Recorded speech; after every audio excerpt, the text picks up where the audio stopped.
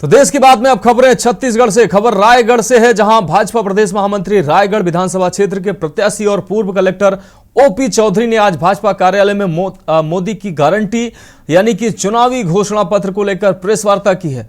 उन्होंने कहा कि जो घोषणा पत्र में कहा गया है उसे पूरा करेंगे।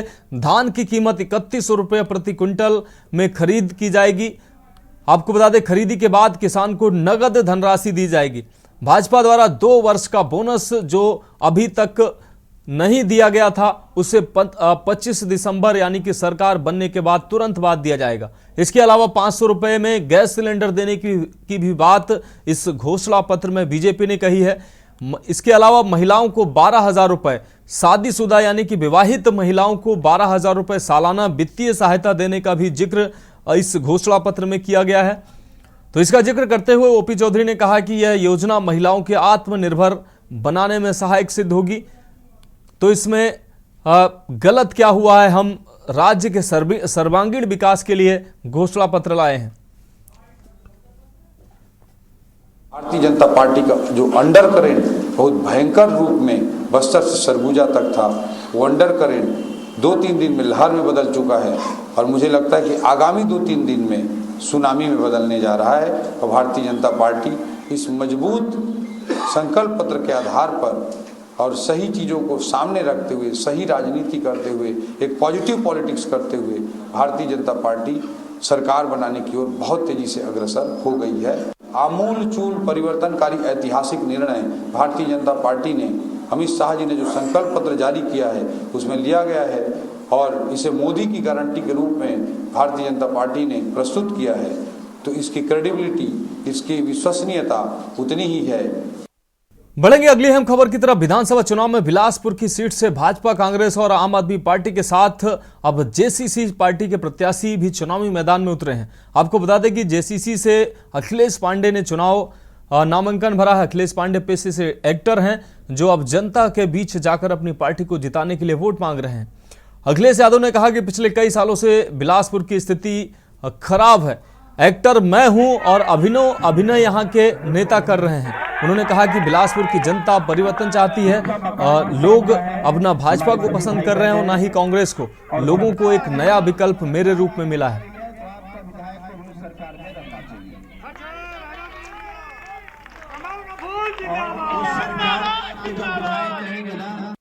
वार्ड नंबर 70 सभी हमारे मतदाता और कार्यकर्ता विशाल रैली यहाँ पर निकाले और पूरे एक एक घर में हम सब लोग दस्तक दिए हैं, उनसे आशीर्वाद मांगे हैं। चाहे महिला हो, पुरुष हो, नौजवान हो, काफ़ी उत्साहित है और लगभग सभी का आशीर्वाद हम लोग को मिला है। जिस प्रकार से लोगों के मन में उत्साह है देखते ही बन रहा है। आप रैली को कवर करते तो बहुत अच्छा लगता, लेकिन मैं ये कह सकता हूँ कि लोगों ने मन बना लिया है और पिछले बार भी काफ़ी वोट से जिताए थे। इस बार भी कार्यकर्ता संकल्पित है, काफ़ी वोट से जिताएंगे। सामने वाले की सरकार रही लेकिन वो प्रत्याशी 5 साल में चेहरा भी नहीं दिखाया। अब बढ़ेंगे अगली खबर की ओर। खबर धमतरी से है, जहां किसान मोर्चा भाजपा राष्ट्रीय मंत्री एवं पूर्व विधायक पिंकी शिवराज शाह ने भाजपा कार्यालय में मोदी की गारंटी चुनावी घोषणा पत्र को लेकर प्रेस वार्ता की है। प्रेस वार्ता में बताया कि मोदी जी की गारंटी है जो घोषणा पत्र में कहा गया है उसे पूरा करेंगे। धान की कीमत 31 रुपये प्रति क्विंटल में खरीद करेंगे। साथ ही खरीदी के बाद किसान को नगद धनराशि दी जाएगी। किसानों की कर्ज माफी नहीं करने की बात को लेकर उन्होंने कहा कि भाजपा ने जो 2 वर्ष का बोनस नहीं दिया था, सरकार ने जो नहीं दिया था, उसको भूपेश बघेल ने देने की घोषणा जो की है, उस बात को लेकर पिंकी शाह ने कहा कि ये योजना महिलाओं के आत्मनिर्भर बनाने में सहायक सिद्ध होगी और जो बोनस 2 साल का है वो भी दिया जाएगा। देखिए, भारतीय जनता पार्टी ने छत्तीसगढ़ में चुनाव के समय जो अपनी घोषणा पत्र जारी किया है उसको विधानसभा वाइज हमको लोगों तक आपके माध्यम से पहुंचाना है। बढ़ेंगे अगली खबर की और। खबर बिलासपुर से है, जहां बिल्हा क्षेत्र के आप पार्टी के प्रत्याशी जसबीर सिंह लगातार जनसंपर्क कर रहे हैं। आपको बता दें, सोमवार को जसबीर चुचाहिया पारा में जनसंपर्क करने निकले और घर घर जाकर लोगों से उन्होंने मुलाकात की रूबरू हुए। बता दें कि बिल्हा विधानसभा क्षेत्र में पूर्व विधानसभा चुनाव में भाजपा के प्रत्याशी धर्मलाल कौशिक चुनाव जीते थे।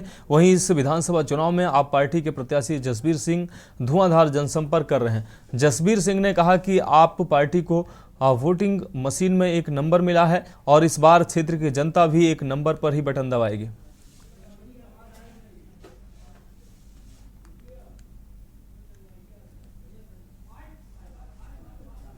करके आज तक चुनाव जीतते रहे हैं, वो पहले अपना घर भरते हैं, फिर अगले चुनाव के लिए और 1.5 गुना 2 गुना जुगाड़ करते हैं। उस चक्कर में उनके पास जनता का सेवा करने का मौका ही नहीं मिलता। फिर जब आखिरी साल आता है, आखिरी 2-3 महीने बचते हैं, तो वो फिर से पैसे बांटते हैं, फिर से सड़कें बनाते हैं, लीपापोती करते हैं और फिर एक बार चुने जाते हैं। तो ये चीज़ पर अभी ब्रेक लगाने का मन बना ली है जनता और इस बार झाड़ू छाप को 1 नंबर में बटन दबा के अपने 1 नंबर पार्टी को 1 नंबर ला के दे। हर जगह बहुत अच्छा काम किए, 3 बार सरकार बनी, पंजाब में पिछले 18 महीने से बहुत बढ़िया सरकार चला रहे हैं, तो लोगों को विश्वास है। गुजरात में भी 43 लाख लोगों ने वोट दिया, जिससे हमारी पार्टी राष्ट्रीय पार्टी घोषित हुई। तो हम यहाँ पर भाजपा कांग्रेस से डिफरेंट है, हम जो बोलते हैं वो करते हैं। बोलते हैं ना केजरीवाल की गारंटी। अगली खबर भिलाई से, जहां बीजेपी और कांग्रेस दोनों ही पार्टियों के लिए विधानसभा चुनाव की राह आसान नहीं है। क्या टिकट से नाराज चल रहे निर्दलीय बागी प्रत्याशी बिगाड़ेंगे जीत का समीकरण? इसी कड़ी में कांग्रेस के टिकट, आपको बता दें, कांग्रेस से नाराज चल रहे नीतीश कुमार ने अपना नामांकन निर्दलीय प्रत्याशी के रूप में भरा है, जिनसे हमारे संवाददाता सादिक रजा ने विशेष चर्चा की है। क्या कुछ कहा, सुनाते हैं आपको। सभा से हमारे साथ नीतीश गेंडे जी हैं, जो वैशाली विधानसभा से निर्दलीय प्रत्याशी के रूप में मैदान में उतरे हैं। जाने की वो किन मुद्दे को लेकर जनता के बीच में जाएंगे। जी, सबसे पहले आपका हमारे चैनल में स्वागत है। नमस्कार, बहुत बहुत धन्यवाद। जी बताइए। सबसे पहले तो मैं यहाँ पे चुनावी मुद्दा में उतरा हूँ। सबसे पहले मैं कांग्रेस सरकार से नाराज हूँ और कांग्रेस का मैं भी सेवक हूँ और करता भी था। भजन सिंह अधिकारी के समय से मैंने कांग्रेस से बहुत मेहनत किया और टिकट भी मांगा तो मुझे नहीं दिया, इसलिए निर्दलीय मुझे आना पड़ा। और उसके अलावा यहाँ पे मैं चुनाव लड़ रहा हूँ तो सबसे पहला मुद्दा स्वास्थ्य को लेकर है। स्वास्थ्य को मैं आज देख रहा हूँ, बहुत नशेखोरी हो गई वैशाली नगर विधानसभा में। और उसके अलावा हॉस्पिटल में जो सुविधा मिलनी चाहिए नहीं मिलती, चाहे मैं संघाचार्य की बात करूँ चाहे सीएम कॉलेज की बात करूँ, तो मैं ये बराबर स्वास्थ्य की इतना ध्यान दूंगा कि इलाज के कारण से किसी भी व्यक्ति का, मेरे विधानसभा क्षेत्र व्यक्ति का मृत्यु ना हो। सबसे प्रथम मैं इसी में ध्यान दूंगा। उसके अलावा फिर युवाओं के लिए रोजगार, और न जाने कितने साथी मेरे ही क्षेत्र में, जो कि मैं एक बहुत ही गरीब घर का लड़का हूँ और यहाँ तक मैं पहुँचा हूँ। गरीब घर से मैं आया हुआ हूँ, मेरे पिताजी ड्राइवर हैं और मैं यहाँ तक अपनी मेहनत से मैंने पहुँचा है जैसे भी करके। और मेरे ही क्षेत्र में इतने सारे लोग हैं कर्मचारी जो नगर निगम में नाली साफ करने काम कर रहा है। तो ठीक है, काम कर रहे जॉब है, लेकिन आज तक उन्होंने लोगों को परमानेंट नहीं किया जो उनका अधिकार है। जैसे कि आप दुर्ग जिले में सबसे युवा प्रत्याशी है, तो आप युवा के प्रति क्या करना करेंगे? युवा के प्रति तो युवाओं को सही उचित तौर पर रोजगार, नशाखोरी से दूर रखना और इसके अलावा जो भी मेरे क्षेत्र में शराब की दुकान है, मैं संपूर्ण रूप से भूपेश बघेल ने जब वादा किया था शराब बंद करूंगा, तो मेरे वैशाली नगर विधानसभा में शराब बंद करने की पूर्ण रूप से मैं घोषणा करूंगा और बराबर मैं मांग करूंगा। और युवाओं के लिए उचित रोजगार, और जो आज नौकरी के लिए जो लग रहा है और सीएम साहब का भी नाम आ रहा है, क्या सच है क्या झूठ है मैं नहीं जानता हूँ, जो पीएससी में भर्ती घोटाला हुआ है, तो जब विधानसभा से मंत्रालय के लिए किसी भी प्रकार की नौकरी निकलती वैकेंसी, तो मैं ये बराबर ध्यान दूंगा कि मेरे क्षेत्र के युवाओं को उचित तौर पर उस नौकरी जो शिक्षा की होगी उसको मिलना चाहिए और बिना किसी रिश्वतखोरी को उनको मैं नौकरी के लिए बराबर उनकी मदद करूंगा, सहयोग करूंगा। साथ रिकेश भैया का मैंने देखा कि जहाँ जहाँ पे बैनर पोस्टर लगा रहे हैं, न मुद्रा की संख्या है नहीं और कुछ, और जब पूछा जा प्रकाशन का भी नहीं है, न मुद्रा की संख्या नहीं है। और जब पूछा जा रहा है, मैंने न्यूज चैनल में देखा तो कहा मेरे समाज वाले पैसे दे रहे हैं। समाज वाले पैसे दे रहे हैं, ठीक है मैं मान गया, लेकिन उसके अलावा प्रकाशन मुद्रा तो जरूरी है ना। 40 लाख रुपए जो नियम दिया गया है हमें विधानसभा से, निर्वाचन आयोग से खर्च करने का, तो उसमें तो दर्शाना पड़ेगा ना। ये ना लिखे जाने का मतलब मैं क्या समझूं। तो इसकी आप शिकायत करने वाले हैं जो भी एसडीएम साहब से?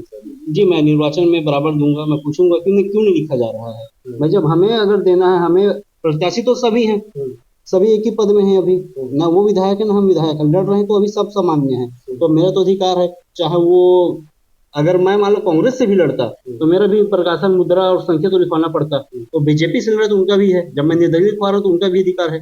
मैं चीज निर्वाचन आयोग में कलेक्टर साहब से बराबर पूछूंगा कि कारण क्या है। ये थे हमारे साथ निर्दलीय प्रत्याशी नीतीश जी, जिनका साफ साफ कहना है कि इनका जो फोकस रहेगा वो शिक्षा स्वास्थ्य उस क्षेत्र में ज्यादा रहेगा। बात अगली खबर की करेंगे। खबर बिलासपुर से, जहां बिल्हा विधानसभा क्षेत्र के भाजपा प्रत्याशी धर्मपाल कौशिक सुबह से लेकर देर रात तक लगातार जनसंपर्क कर रहे हैं। इसी कड़ी में बिल्हा विधानसभा क्षेत्र में आने वाले चुचाहिया पारा में अपने समर्थकों के साथ बड़ी संख्या में जनसंपर्क कर निकले और आम जनता से एक बार फिर बिल्हा क्षेत्र से भाजपा को जिताने की अपील की। वहीं बिल्हा के वार्ड नंबर 70 में जनसंपर्क के दौरान धर्मलाल कौशिक ने कहा कि इस बार भी बिल्हा विधानसभा में भाजपा भारी मतों से जीतेगी, क्योंकि जनता ने अपना मन बना लिया है। मीडिया से चर्चा करते हुए उन्होंने कहा कि कांग्रेस की सरकार होने के बाद भी उनके जनप्रतिनिधि 5 साल तक क्षेत्र से गायब थे। प्रत्याशी जीते या हारे, उन्हें जनता के बीच रहना चाहिए।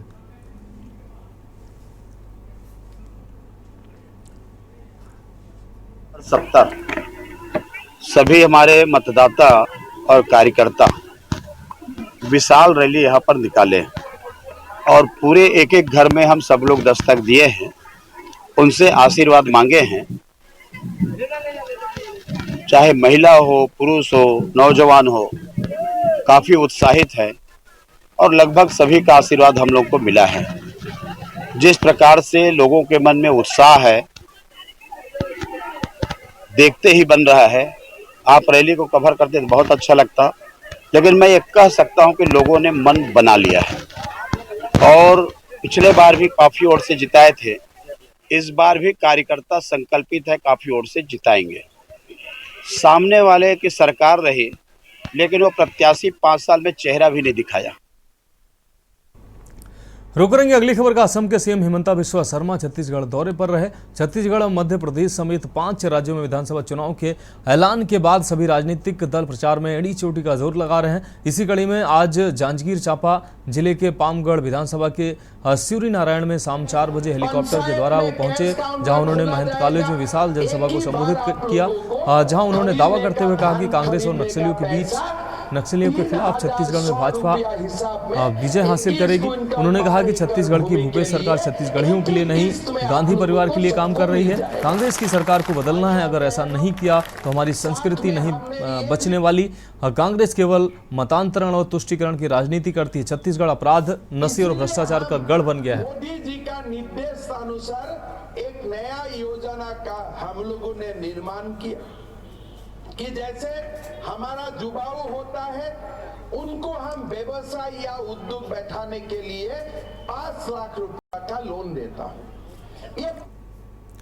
अगली खबर बलरामपुर जिले से है, जहां सामरी विधानसभा में भी चुनावी सरगर्मियां तेजी से बढ़ती जा रही हैं। के न्यूज इंडिया ने वोटरों का मूड क्या है वो जाना और प्रदेश में किसकी सरकार बनेगी, जनता अपने विधानसभा में किसे जिताएगी, उसे लेकर भी खुलकर बातें की। जनता का क्या कुछ कहना था, सुनाते हैं आपको।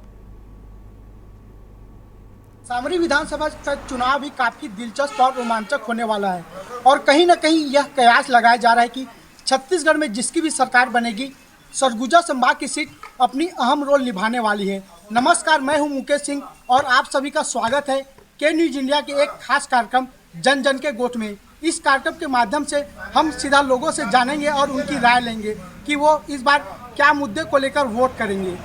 जब सभी पार्टियां किसानों को लेकर एक बड़े बड़े वादे कर रहे हैं, बड़ी बड़ी घोषणाएं कर रही हैं, तो कार्यक्रम की शुरुआत करेंगे किसान भाइयों के साथ। हमारे साथ एक चाचा जी मौजूद हैं, उनसे बातचीत करते हैं कि प्रदेश में भी क्या हाल है। यह अभी चुनाव होने वाला है, क्या लगता है किसकी सरकार बनेगी? देखिए, सरकार तो भी भारतीय जनता पार्टी की बनने वाली है और हमें विश्वास है कि वो हमें आगे बढ़ाएंगे और हमारा जो धान खेती होती है उसमें वो अच्छी तरह से बोनस दें। हमारे साथ चुनावी मुद्दों को लेकर चर्चा करेंगे युवा साथी, इनसे भी जानते हैं कि इनकी क्या राय है, प्रदेश में किसकी सरकार बनेगी।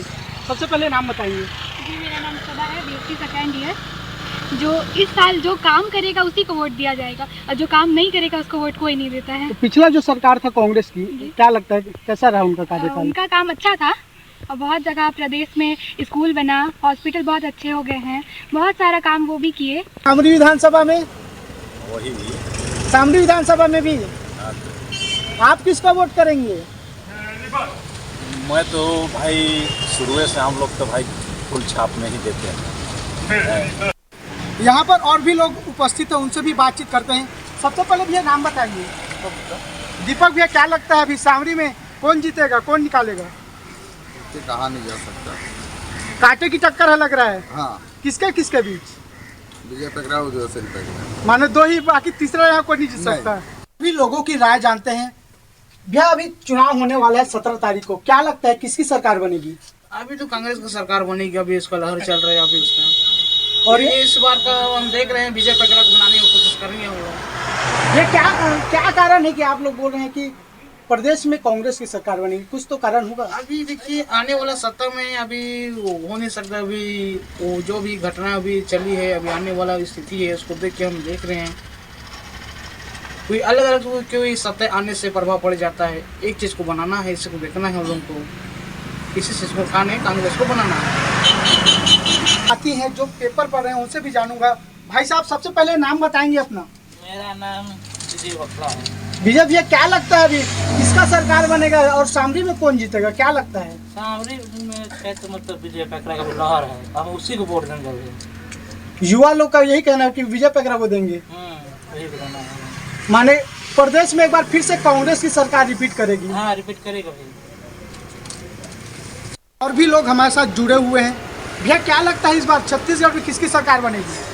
देखिए सर, पूरी जनता तो विश्वास और आशा भरोसा जताई है कि इस बार दोनों पार्टी को छोड़कर तीसरा पार्टी में अपनी विचार लगा चुकी है। कौन सा वो तीसरा पार्टी? तीसरा पार्टी है जो आम आदमी पार्टी। सामरी विधानसभा में क्या रहेगा? विधानसभा से 1 नंबर निकालने का पूरा है। अब मुझे आश्वासन भी जनता से मिल रहा है कि वो आस्था में इस बार निकल। तो ये थे सामरी की जनता, जिन्होंने अपने अपने विचार खुलकर हमारे साथ साझा किया। फिलहाल के लिए अभी इतना ही। कैमरा पर्सन शिवचरण के साथ मुकेश सिंह, के न्यूज इंडिया, बलरामपुर। बढ़ेंगे अगली खबर की तरफ।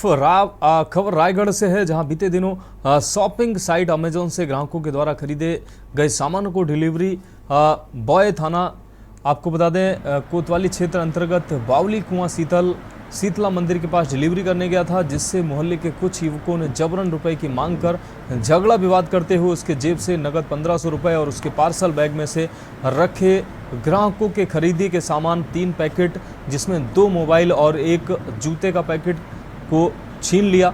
आपको बता दें, डिलीवरी बॉय को मारने पीटने की धमकी देकर मोहल्ले से भगा दिया गया। वहीं घटना को लेकर पीड़ित डिलीवरी बॉय प्रभात पटेल ने इसकी शिकायत, इसकी जानकारी कोतवाली थाने में दी।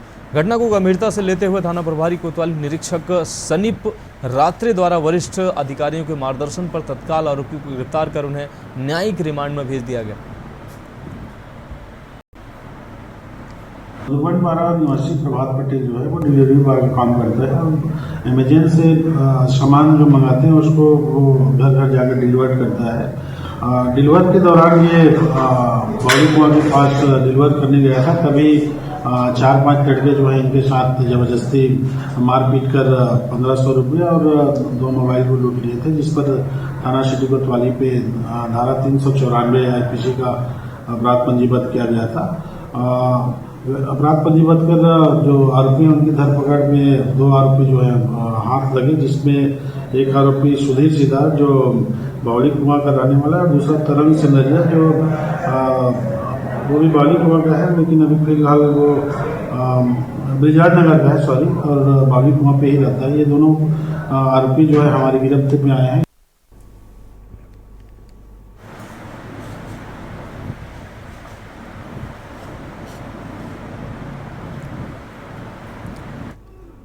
तो देश की बात में वक्त एक ब्रेक का है, जल्द हाजिर होंगे।